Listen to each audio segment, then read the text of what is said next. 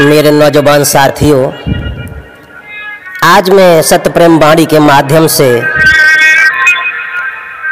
उन लोगों के लिए अमूल मंत्र भेज रहा हूँ जो लोग अपने जीवन में संघर्ष करते हैं और मुसीबत को देखकर घबरा जाते हैं। ये जिंदगी एक संघर्ष ही है। जिसके जीवन में संघर्ष नहीं आया उसका जीवन जीवन नहीं है। मेरे नौजवान साथियों, जिसके जीवन में दुख नहीं आया, विपत्तियां नहीं आई, मुसीबतें नहीं आई, मुश्किलें नहीं आई, अड़चनें नहीं आई, उसका जीवन नहीं है। वो समझ नहीं सकता है कि मैंने जन्म क्यों लिया है। और जिसके नसीब में संघर्ष नहीं होता है, जिसके जीवन में दुख नहीं आता है, वो कभी अपने को समझ नहीं सकता, वो परम पिता परमेश्वर को समझ नहीं सकता, वो सुख दुख को महसूस कर नहीं सकता। तो फिर तेरे जन्म लेने का फायदा क्या है? हे काली खोपड़ी वाले, तू जैसा आया था वैसा चला गया। सत्य लेकर आया था, अधर्म लेकर चला गया। इसलिए मैं तुम्हें संघर्ष शब्द का तात्पर्य बताने जा रहा हूं। संघर्ष शब्द पर विचार करें। संग और हर्ष संधि विच्छेद किया जाए तो संघर्ष का मतलब है संग प्लस हर्ष। संग माने साथ देना और हर्ष माने प्रसन्नता से। यदि हमारे जीवन में कोई मुश्किल आ जाए, कोई समस्या खड़ी हो जाए, हमारे जीवन में विपत्ति आ जाए, तो संग, उसका संग दो।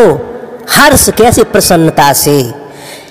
इसे कहते हैं संघर्ष। और संघर्ष को सरल बनाया जा सकता है, क्योंकि संघर्ष में इंसान को अकेला ही रहना पड़ता है। जब इंसान के पास संघर्ष होता है, इंसान के पास मुश्किलें होती हैं, इंसान के पास कैसा भी संघर्ष हो, धन का संघर्ष हो, जन का संघर्ष हो, बल का संघर्ष हो, तो उस समय मानव के पास कोई नहीं रहता है, उसका साथ कोई नहीं दे सकता है।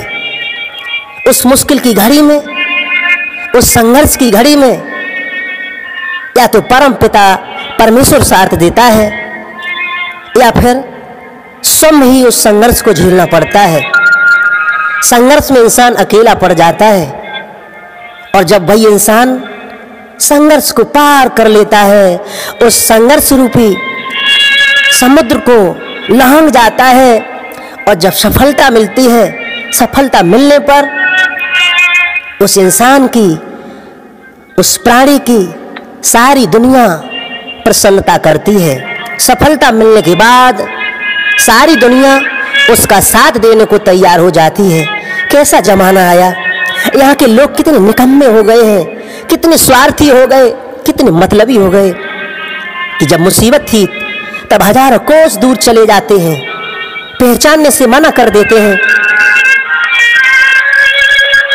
नाते रिश्तों को तोड़ देते हैं, उनका कोई मोल नहीं। और जब वह इंसान मुश्किल से, संघर्ष से पार हो जाता है तो दुनिया वाले अपने अपने रिश्ते नाते बताने लगते हैं।